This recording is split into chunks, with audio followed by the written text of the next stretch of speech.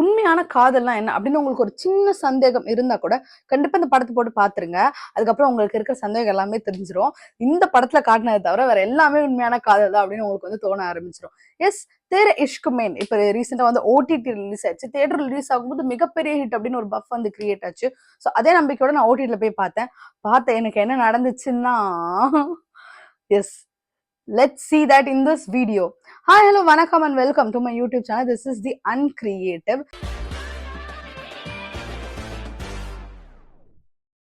So இன்னைக்கு வந்து நான் ரீசெண்டா பார்த்த ஓடிடில பார்த்த தேர் இஷ்குமேனுடைய ரிவ்யூவா ரோஸ்டா இல்லைன்னா மனக்குமுறலான்னு தெரியல. அதை வந்து உங்ககிட்ட பகிர்ந்துக்கலான் இருக்கேன்.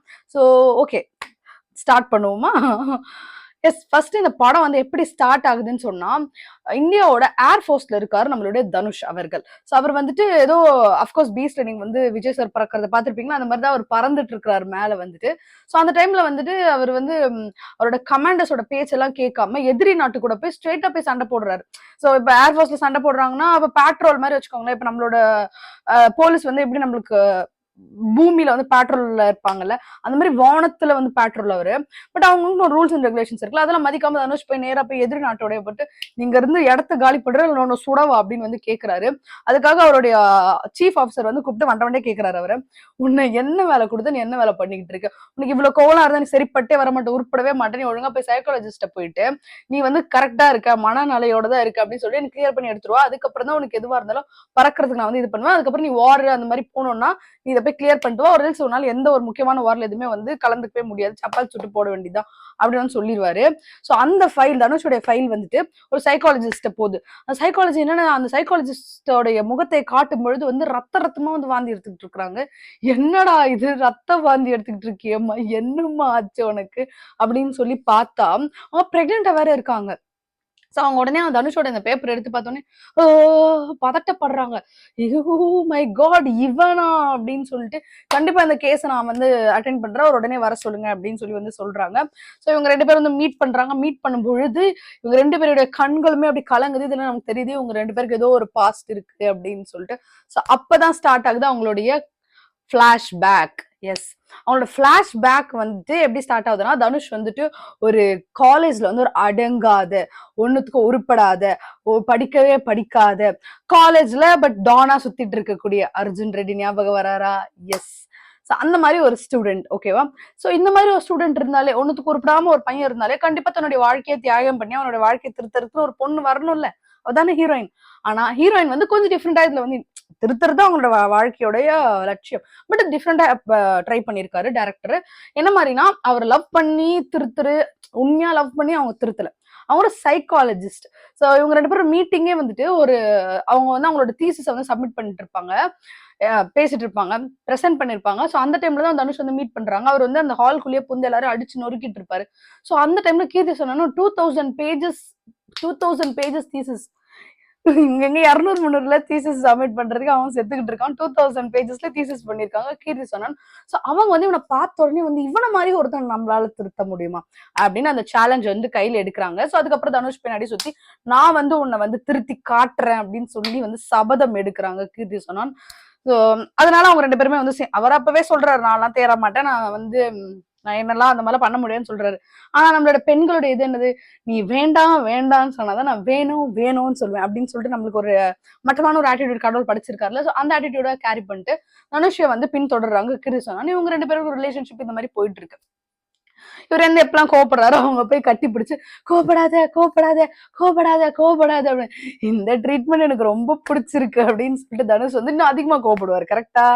எஸ். சோ இந்த மாதிரி போயிட்டு இருக்கு. தனுஷ் வந்து இந்த மாதிரி ரொம்ப நீ கண்ட்ரோல் பண்றதுலாம் உனக்கு சரிப்பட்டு வராது அப்படின்னு சொல்றாரு. அதுக்கப்புறம் கீர்த்தி வந்து மறுபடியும் வந்து எப்படி எப்படியோ ட்ரை பண்ணி அவனோட கோவத்தை வந்து கட்டுப்படுத்தணும் அப்படின்னு சொல்லி வந்து நினைக்கிறாங்க. சோ ஓகே, இந்த பொண்ணு நமக்காக இவ்வளவு பண்றாளே, கண்டிப்பா அவளுக்கு நம்ம மேல லவ் தான் அப்படின்னு சொல்லிட்டு அவர் அந்த பொண்ணு முன்னாடியே சொல்லிருச்சு. இதுல வந்து யாரு பைத்தியம்ன்றது நமக்கு ரொம்ப டென்ஷனா, ரொம்ப கன்ஃபியூஸ் ஆயிரும். இவன் பைத்தியமா இல்ல அவன் ஒரு சீன்லயும் அவங்கவுங்க அவங்க மாறி மாறி நான் தான் பைத்தியம் ப்ரூவ் பண்ணிட்டே இருப்பாங்க. எனக்கு கீதை சொன்னான்னு ஃபர்ஸ்டே சொல்லிடுவாங்க, நான் வந்து ஒரு லேப் ரேட் மாதிரி தான் யூஸ் பண்ண போறேன், நான் லவ்லாம் கிடையாது, பட் என்னால ஒன்னு திருத்த முடியுமா இல்லையான்னு பார்ப்போம். பட் அதையும் தாண்டி தனுஷ் வந்து லவ் பண்ணுவாரு.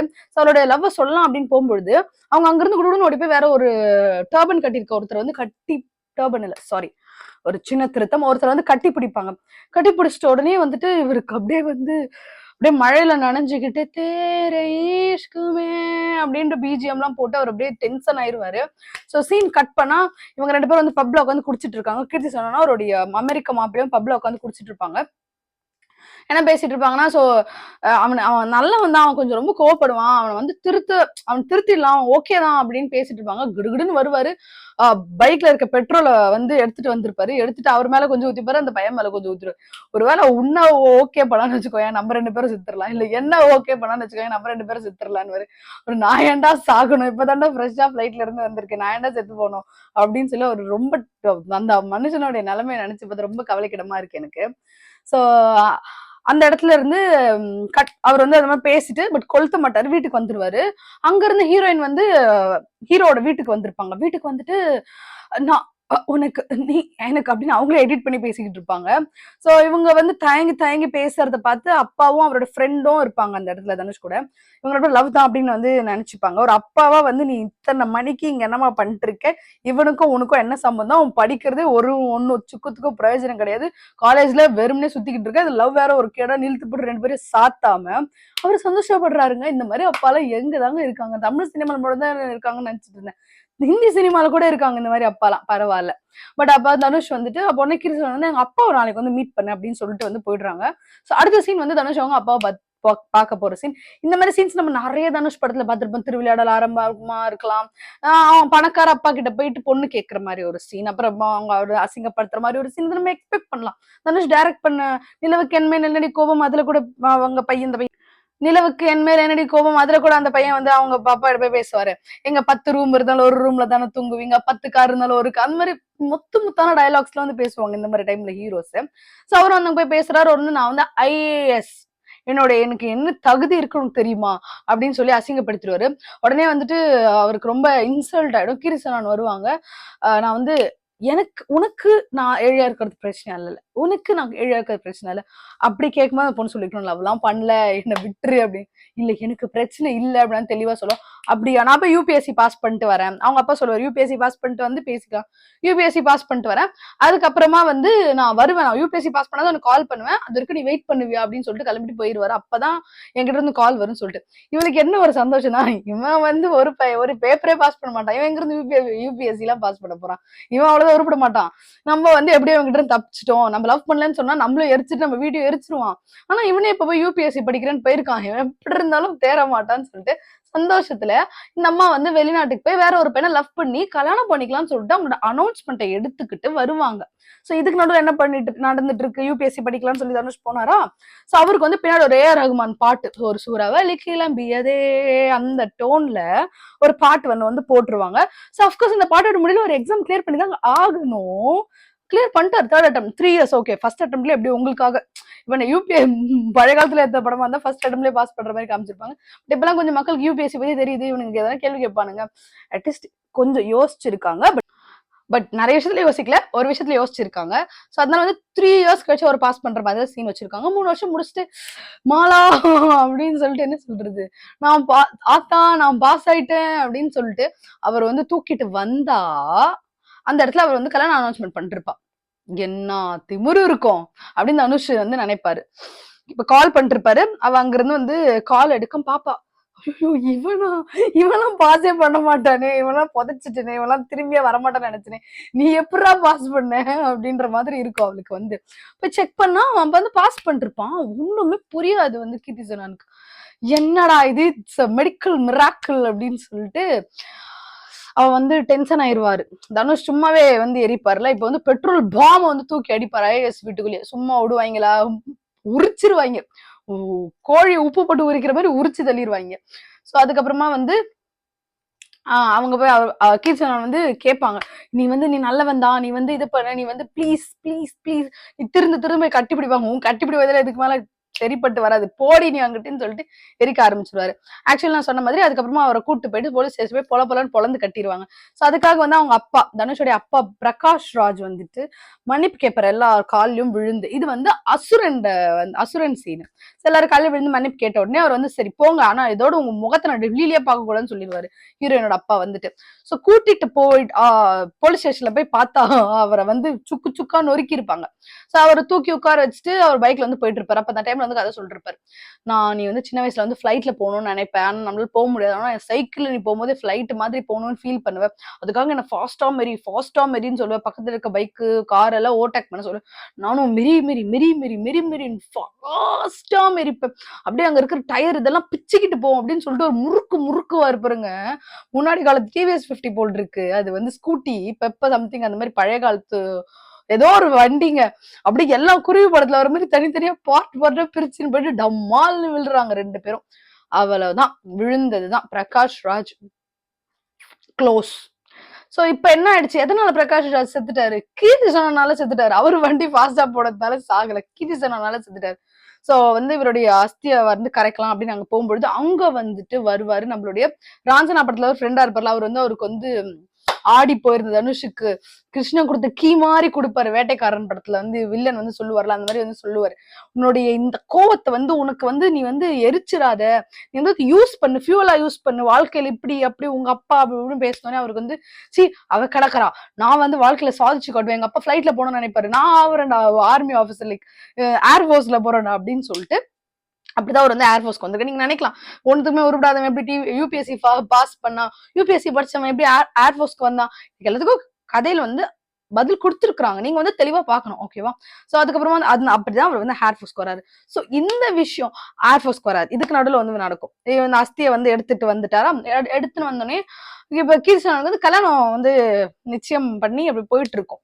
சோ அவர் வருவார், அதுதான் நீங்க ட்ரெய்லர்ல பாத்துருப்பீங்க, எடுத்துட்டு வந்து அப்படியே ஊத்துவாரு வந்துட்டு, எல்லாரும் வந்து ஆசிட் ஊத்துறோம் கிடையாது, அது வந்து கங்கா ஜலம், அதை எடுத்துட்டு வந்து ஊத்திட்டு, வாழ்க்கையில நான் உனக்கு வந்து உனக்கு எந்த சாபமும் கிடையாது, ஆனா உனக்கு ஒரு சாபம் விடுறேன், உனக்கு வந்து பையன் பிறப்பான், அவன் ஏன் என்ன மாதிரியே இருப்பான், இதை விட ஒரு பெரிய சாபம் இருக்கவே முடியாதுடா அப்படின்ட்டு இருக்கும் கீர்த்தி சுரேனுக்கு.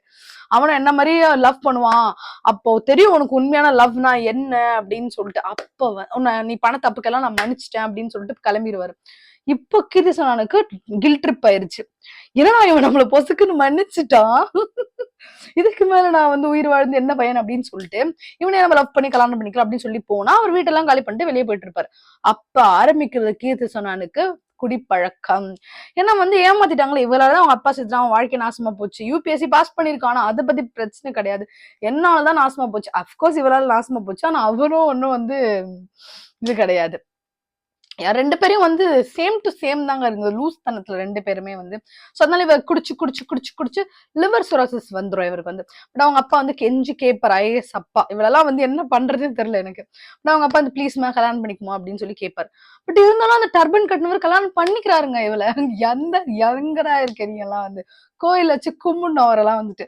பட் படத்துக்கு இப்படின்னு எடுக்கிறாங்க, இந்த மாதிரி அமெரிக்கா மாப்பிள்ளைன்னு ஒரு கேரக்டர், இந்த பொண்ணு என்ன தப்பு பண்ணியிருந்தாலும் ஒத்துப்பாங்க, நீ வந்து பொண்ணு கொடுத்தா மட்டும் போதும், பெண் மாதிரி எனக்கு வேணும்ன்ற மாதிரி இருப்பாருங்க போல. சோ இவர் வந்து கல்யாணம் பண்ணிக்கிறாரு, கல்யாணம் பண்ணிட்டு இப்ப பிரெக்னென்ட் ஆகுறா.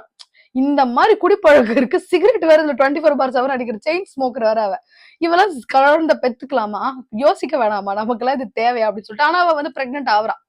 இதுல வந்து பிரெக்னென்ட் ஆகி எனக்கு ஒரு ஆம்பளை பிறக்கும், அதெல்லாம் நல்லா பிறக்கணும் ஒரு டவுட் இருக்குங்க, இதெல்லாம் ரொம்ப தப்புங்க, இவ்வளவு பேட் ஹாபிட்ஸ் வச்சுட்டு குழந்தை வந்து பெத்துக்கிறாங்க, இதை பத்தி நான் எதுவுமே பேச விரும்பல.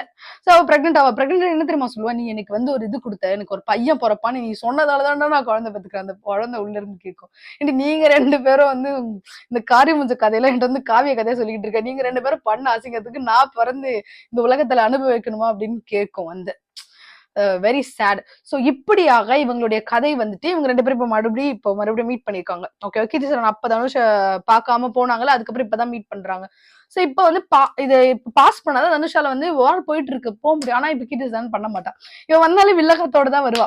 இவ வந்து நான் பண்ண மாட்டேன்னு, அவர் வந்து தயவு செய்து பண்ணி என் வாழ்க்கையை நீ குழப்பினதே போதும், எப்பயாச்சும் பண்ணு, நான் போகணும் வாருக்கு அப்படின்னு சொல்லிட்டு, இப்ப நான் பாஸ் பண்ணி விடு அப்படின்னு சொல்லி கேட்பாரு. நீ எப்படி போவாங்க, ஒரு வார் நடந்துட்டு இருக்கு, உயிருக்கு உத்தரவாதமே இல்ல, அப்படி இத்தனை நாள் உயிரோட தானே இருக்காரு, இவ்வளவு வருஷமா ஏர்போர்ட்ல இருந்து தானே இருக்காரு, இப்ப நடுவில் வந்து குட்டையை குழப்போம். சோ இப்படியாக பேசிட்டு இருக்கும்போது அவளுக்கு வந்து ப்ளீட் ஆயிட்டு, ஆல்ரெடி லிவர் சிரோசிஸ் இருக்கு, அவளால குனிய முடியாது, ஆல்ரெடி ஸ்மோக்கிங் பழக்கம் வேற இருக்கு, ப்ளீட் ஆயிட்டு அவளுக்கு உடனே வந்து பிரெக்னன்சி லைக் டெலிவரி ஆகிறதுக்கு ஸ்டார்ட் ஆயிரும். உடனே அவள் வந்து ஹாஸ்பிட்டல் எடுத்துமே சேர்த்துட்டு அவன் சொல்லுவான், நீ தயவு செய்து போக கூடாது அப்படின்னு சொன்னா, நான் உன் குழந்தைய வளர்த்து தரேன் அப்படின்னு சொல்லிட்டு வந்து சத்தியம் பண்ணுவாரு. கட் பண்ண மேல பறந்துகிட்டு இருப்பாரு, அப்ப பண்ண சத்தியம் அப்படின்னு இருக்கும் நமக்கு. பட் அங்க என்ன பிரச்சனைனா, அங்க அங்க பிரச்சனை போயிட்டு இருக்கலாம், அந்த வார் போயிட்டு இருக்கலாம். அந்த இடத்துல கீர்த்தி சுரேனோட உண்மையான ஹஸ்பண்ட் வந்து அங்க இருக்கிறாரு. அவரோட உயிருக்கு வந்து ஆபத்து இருக்கு. சோ அதுக்காக தான் தனுஷ் தன்னையே வந்து மாய்த்து கொள்ள தயாராகி விட்டார். தன்னுடைய அவ கீர்த்தி செத்துட்டா. அட்லீஸ்ட் அந்த குழந்தைக்காக அவங்க அப்பாவாச்சும் உயிரோட இருக்கணும் அப்படின்னு சொல்லிட்டு, நான் செத்துடுறேன் அப்படின்னு சொல்லிட்டு அப்படியே வண்டியை முறுக்கிக்கிட்டு போவாரு. தேரே இஷ்குமே நான நான நா அப்படின்னு போய் விழுந்து செத்துருவார். ஸோ இந்த படத்துடைய கருத்து என்னங்க? எதுக்குங்க இந்த படம் எடுத்திருக்காங்கன்னு கேட்டீங்கன்னா, உண்மையான காதல். இவங்க 2 பேரும் பண்றதுல உண்மையான காதல். தனுஷ் பண்றது உண்மையான காதல். கீர்த்தி சுரேன் திரும்பி பண்றது உண்மையான காதல். ஸோ உண்மையான காதல் என்னன்னு உங்களுக்கு டவுட் இருந்துச்சுன்னா, தயவு செய்து இந்த படத்த போய் பாருங்க. படத்த பார்த்துட்டு வந்து நீங்க அந்த படத்த வந்து எப்படி ஃபீல் பண்றீங்கன்னு சொல்லுங்க. நான் இப்படிதான் ஃபீல் பண்ணேன். இன்னொரு வீடியோல உங்கள வந்து சந்திக்கிறேன். அன்டில் தென் டாடா, பாய்.